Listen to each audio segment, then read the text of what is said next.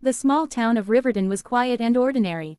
People here lived simple lives, no big dreams, no loud ambitions. Just work, family, and survival. Among them lived a man named Daniel Carter. Daniel was 35 years old and deeply unhappy. He had a small house, a stable job at a hardware store, and food on the table. Yet every morning, he woke up with a heavy heart. "This isn't enough," he often muttered while tying his shoes. "Others have more. Why not me?" Daniel compared his life with everyone else. His neighbor had a newer car. His cousin had a bigger house. People on social media seemed rich, successful, and always smiling.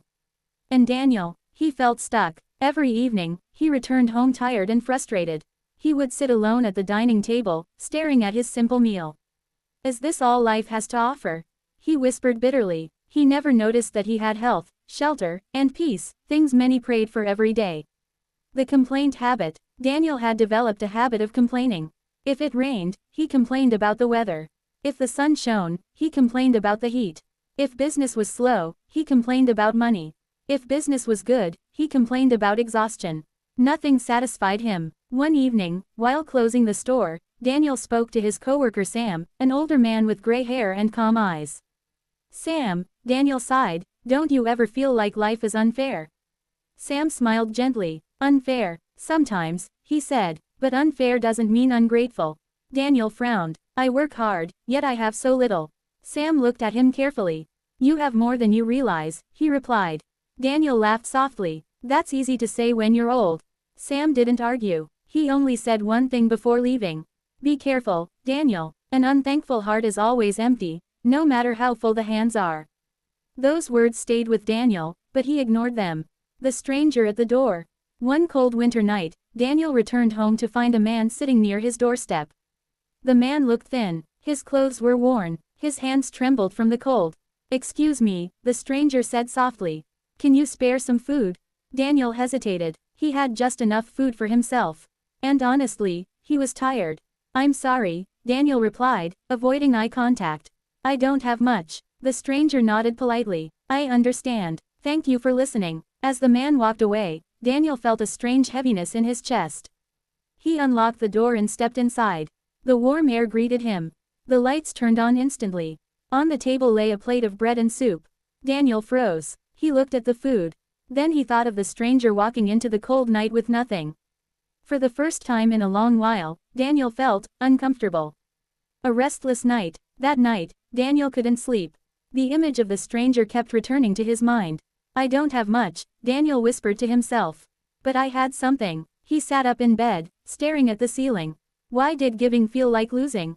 Why did he always focus on what he lacked? For the first time, a question arose in his heart. What if my problem isn't that I have too little, but that I see too little? Outside, the cold wind howled. Inside, Daniel's heart began to change, slowly, quietly. But he didn't know it yet. The next morning, Daniel woke up earlier than usual. Something felt different. The familiar heaviness in his chest was still there, but now it carried a quiet voice, whispering questions he couldn't ignore. He got dressed and went to work, but his mind wasn't on nails, hammers, or customers. It was on the stranger. An unexpected sight. During his lunch break, Daniel walked to a nearby park with a sandwich in his hand. He sat on a bench, unwrapped his food, and stopped. Across the park, under a leafless tree, sat the same man from the night before. The stranger was holding his stomach, eyes closed, as if fighting hunger. Daniel's heart began to pound. "I can still walk away," he thought. "I already said no once." But his feet didn't listen. Without thinking too much, Daniel stood up and walked toward him. "Hey," Daniel said softly. The man opened his eyes, surprised. "It's you," the stranger said with a weak smile. Daniel held out the sandwich. I brought extra." The man hesitated. "Are you sure?" Daniel nodded. "Yes." The stranger took the sandwich carefully, as if it were something precious. "Thank you," he whispered. "Thank you so much." As the man ate, tears quietly rolled down his cheeks. "I haven't eaten since yesterday," he admitted. Daniel swallowed hard. For the first time, Daniel didn't feel like he was losing something by giving. He felt lighter. A story of loss. They sat together in silence for a while. Then the stranger spoke. "My name is Elias," he said. "I wasn't always like this." Elias told his story slowly. He had once owned a small repair shop. He had a wife, a daughter. Then illness came. Medical bills followed. The shop closed. His wife passed away. I tried to stay strong for my daughter, Elias said, his voice shaking. But after she was taken into foster care, I had nothing left. Daniel listened, unable to speak. Elias looked at him and smiled sadly. You're lucky, you know.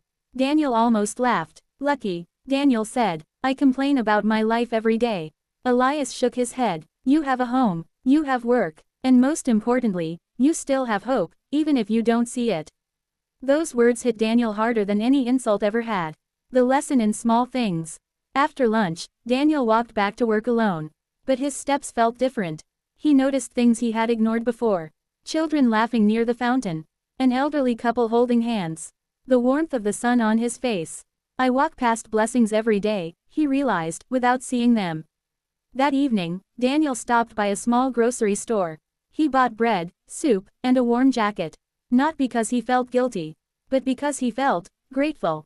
When he returned to the park, Elias was still there. This is for you, Daniel said, handing him the bag. Elias looked inside and gasped. You didn't have to do this. Daniel smiled gently. I know, but I wanted to. For the first time in years, Daniel smiled, and meant it. A change begins. That night, Daniel sat at his dining table again. But this time, he didn't stare at his food with bitterness. He closed his eyes. Thank you, he whispered. Not for wealth, not for luxury, but for food, for warmth, for the chance to be kind. And somewhere deep inside, Daniel felt something he had never truly felt before. Contentment. But the journey wasn't over yet. Because true gratitude is tested when kindness costs something. Winter deepened in Riverton. The nights grew colder, and the streets quieter. But inside Daniel Carter, something warm had taken root. The real test. One evening, Daniel's store manager called him into the office. Daniel, he said seriously, sales are down. We have to cut hours. Daniel's heart sank. Less hours meant less money. Less money meant less comfort. As he walked home, old fears returned. What if I can't manage? What if I end up like Elias? For a moment, gratitude felt fragile. That night, Daniel sat on his bed, staring at his bills.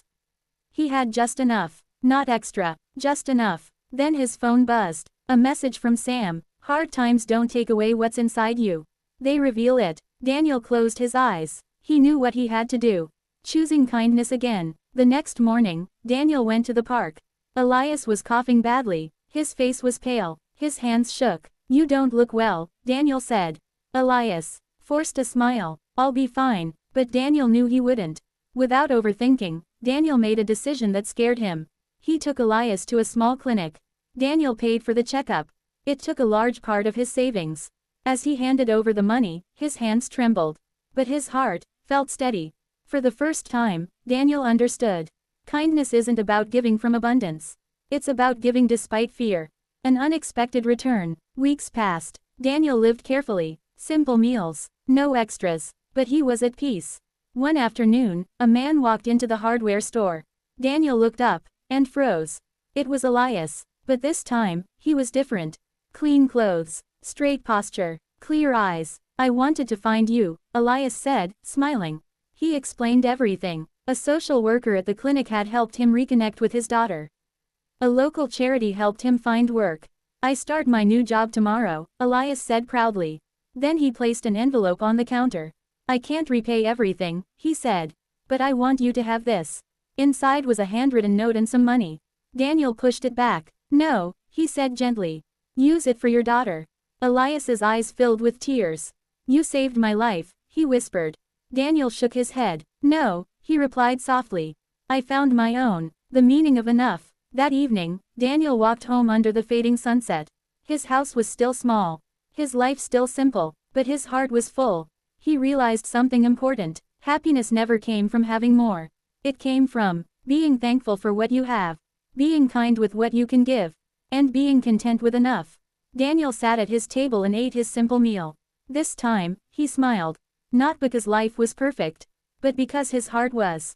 Final message. Some people search their whole lives for happiness.